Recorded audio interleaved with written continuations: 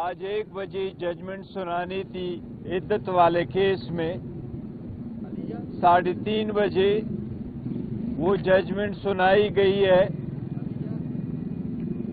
اور جس کی توقع کی جا رہی تھی وہی ہوا۔ ایک شیملیس، اسکینڈلس اور بے بنیاد غیر اخلاقی قسم کے ایلیگیشنز ذاتی زندگیوں میں جانگتے ہوئے سیاسی مقاصد کے لیے استعمال کرتے ہوئے ایک بیہودہ کیس میں بھی میکسیمم سینٹنس 7 سال تھی وہ ہو گئی ہے۔ جج صاحب نے جب آرڈر سنایا تو میں نے جج صاحب سے ریکویسٹ کی، میں نے کہا جس نے بھی کرنا تھا آپ سے یہ توقع نہیں تھی، آپ لوگوں کے لیے ہم نے قربانیاں دی تھی، ہم عدلیہ سے توقع کرتے تھے کہ جتنا مرضی ہو پریشر ہو اپنے عہد کا لحاظ کرتے ہوئے وہ انصاف کے ترازو کو اپ ہولڈ رکھیں گے، لیکن آپ سے مایوسی ہوئی ہے۔ یہ ایک ایسا کیس ہے جس کے نہ سر ہے نہ پاؤں۔ یہ وہ کیس ہے جو فقط ایک سیاسی مخالف اون چودھری کے بنا پہ ڈالا گیا تھا۔ مولوی نے خود ایڈمٹ کیا کہ اون چودھری مجھے اٹھا کے لے کے آیا۔ اس کا اپنا فتویٰ یہی ہے کہ عدت کب پوری ہو جاتی ہے۔ جج صاحب نے یہ کہا ہے ہمیں کہ برڈن کس پہ تھا، اس باتوں پہ نہیں جاتے، لیکن آپ لوگوں نے دیکھا ہسٹری میں 2 دن کے اندر 14 گھنٹے ہیئرنگ کر کے ٹرائل کمپلیٹ کیا گیا۔ ہمیں ایویڈنس پروڈیوس کرنے نہیں دیا گیا، ہمیں ایویڈنس کراس ایگزامینیشن کے وقت دکھانے کے لیے نہیں دیا گیا۔ ہماری ایکوٹل کی اپلیکیشن 10 منٹ کے اندر ڈسمس کیا گیا۔ آج بھی جج صاحب نے آرڈر سنایا، زبانی سنایا، اس کے پاس ابھی ججمنٹ کی کاپی نہیں تھی۔ جج صاحب نے ججمنٹ پہ ابھی بھی دستخط نہیں کیا ہے، اورلی اناؤنس کر کے کاپی نہیں دی ہے۔ یہ سب کچھ غیر آئینی اور غیر قانونی طریقے سے ہو رہا ہے، یہ سب کچھ پولیٹیکل مقاصد کے لیے ہو رہا ہے، یہ سب کچھ اس پرپس کے لیے ہو رہا ہے کہ خان صاحب کی کیریکٹر اسیسینیشن بھی ہو، اس پہ بیہودہ اور بدعنوانی کے الزامات آ جائے تاکہ خان صاحب وہ باقی سیاستدان جس پہ حقیقتاً ایسے الزامات لگے ان کے صف میں کھڑا ہو۔ پر الحمدللہ عمران خان صاحب باقی سے الگ ہے۔ آج بھی خان صاحب نے اپنے پارٹی کے لیے، پاکستان کے عوام کے لیے، اپنے ووٹر سپورٹر کے لیے دیا ہے۔ ایک میسج ان کا یہ کہ پاکستان کی ہسٹری میں سب سے پہلے توشخانہ میں ہمیں سزا ہو جاتی ہے، بیوی کو 14 سال کی سزا ہو جاتی جس کا اس کے ساتھ کوئی تعلق نہیں، نہ رسید اس کے نام، نہ ٹیکس اس کے نام، نہ اس نے گفٹ لیا ہے، نہ اس نے گفٹ کوئی دیا ہے، نہ اس نے ٹیکس دیا ہے، نہ کہیں اس کیس میں اس کا ذکر تھا، پھر بھی بیوی کو سزا ہوئی۔ فرسٹ ٹائم میں جس کی حکومت سازش کر کے ختم ہو گئی ہے اس کے خلاف ٹرائل چلایا جا رہا ہے۔ پاکستان کی ہسٹری میں فرسٹ ٹائم کسی ٹرسٹی کے خلاف نیب کا کیس بن رہا ہے۔ پاکستان کی ہسٹری میں فرسٹ ٹائم 175 پولیٹیکل پارٹی میں سے صرف ایک پولیٹیکل پارٹی کے انٹرا پارٹیز الیکشن کو دیکھا گیا۔ پاکستان کی ہسٹری میں فرسٹ ٹائم الیکشن کرتے ہوئے بھی 175 پولیٹیکل پارٹی میں سے نشان لیا گیا۔ پہلی مرتبہ پاکستان کی ہسٹری میں ایک پولیٹیکل پارٹی کے انٹائر لیڈرشپ اس وقت یا جیلوں میں ہے یا وہ ان ہائیڈنگ ہے۔ جس طریقے سے الیکشن سے آؤٹ کرنے کی کوشش کی جا رہی ہے یہ بھی سب کے سامنے ہے۔ ہم پھر بھی انشاءاللہ تعالی اس ججمنٹ کے خلاف हाई कोर्ट में अपील करेंगे। हमें फिर भी उम्मीद है कि हमें इंसाफ मिलेगा। अगर फ्री फेयर ट्राइब्यूनल के पास सामने ये केसेस जाएंगे तो इंशाअल्लाह ताला हमें इंसाफ मिलेगा। अब हम अदलिया को बार बार रिमाइंड करते रहे कि आप पे हम इत्मीद कर रहे हैं, आपसे उम्मीद रखे हुए हैं।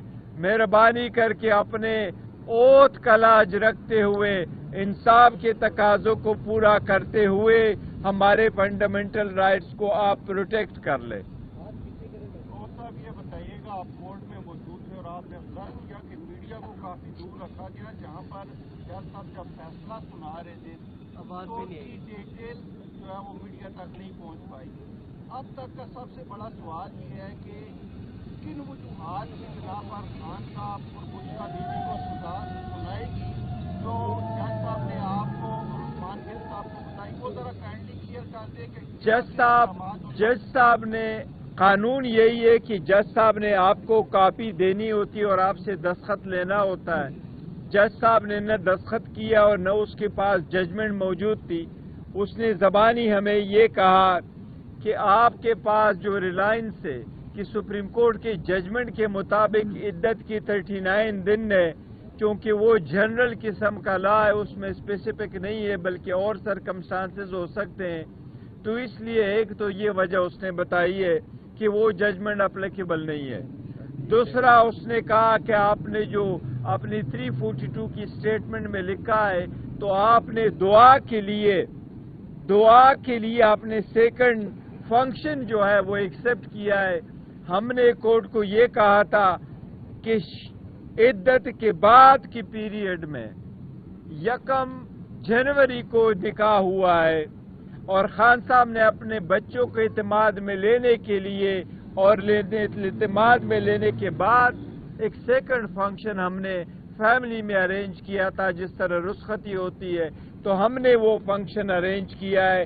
लिहाजा वो बच्चों को बताने के लिए था और उनको इत्मीद में लेने के बाद हमने करना था, तो दुआ के लिए फंक्शन अरेंज हुआ है, उसमें निकाह नहीं हुआ है, क्योंकि निकाह के लिए निकाहनामा भी है कि और उसका कोई दूसरा सबूत नहीं है कि जिसमें निकाह पढ़ाया गया हो।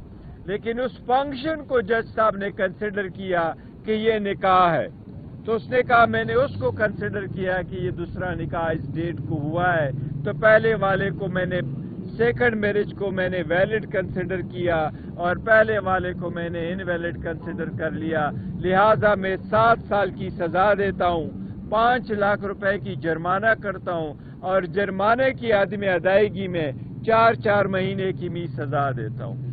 और मैंने उनको यही कहा कि आपने मायूस किया और जो सजा भी आपने दी है वो मैक्सिमम सजाएं दी है। हमें नेब में भी सजा हुई तो मैक्सिमम, दूसरी जुर्म में सजा हुई तो मैक्सिमम, इसमें भी सजा हुई तो मैक्सिमम। जजेस को जल्दी कितनी थी वो सब आप लोगों ने देखा और आपकी पार्टी के आज मीडिया को भी उस कोने में नहीं रखने दिया गया जिसमें मीडिया हुआ करता है।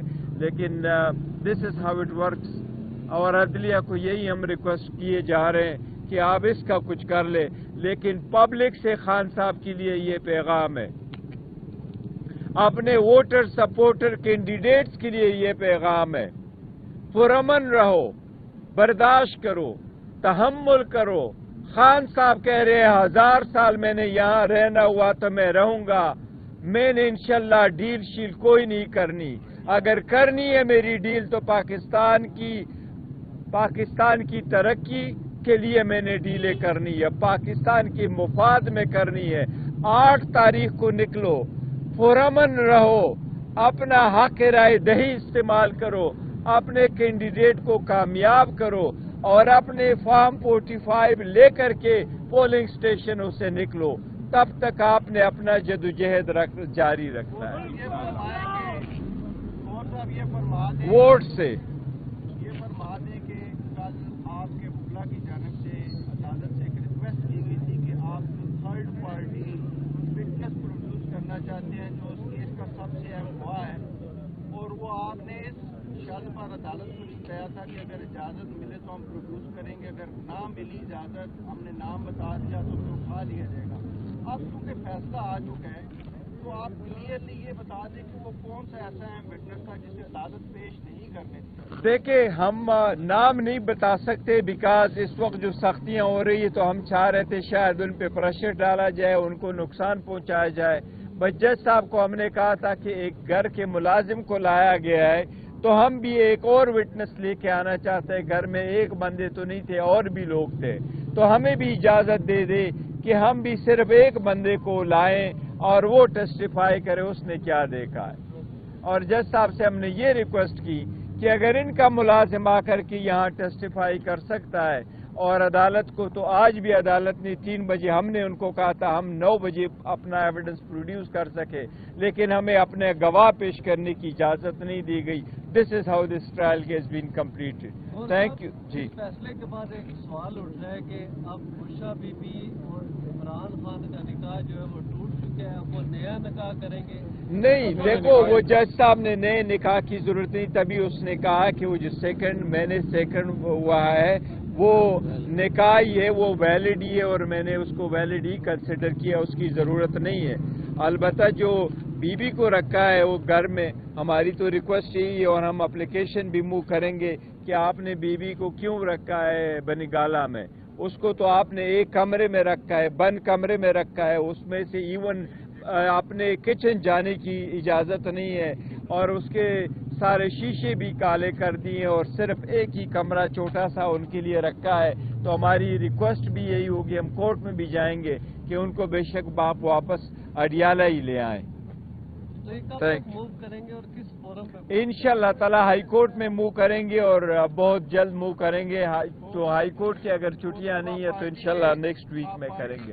میں نے کل خان صاحب نے بھی اعتراف کیا کہ بشرا بی بی کے ذریعے رابطے کی کوشش ہوئی، تو اسی رابطے کی بنیاد پر یہ عام بات چل رہی ہے اور سوشل میڈیا بھی کہ رابطے کے لیے بشرا بی بی کو بنی گالہ لے جایا گیا، اور اب چونکہ وہ ڈیل میچور نہیں ہو سکی تو آپ اس لیے یہ ڈیمانڈ نہیں اسی وقت بھی ہم نے کہا تھا کہ ڈیل کی وجہ نہیں، ہماری پہلے سی اپلیکیشن گئی تھی کہ اس کو بنی گالہ میں رکھ لے، خود انہوں نے کر دیا تھا، اور نہ ڈیل کی وجہ سے یہاں اور وہاں جاننے میں کوئی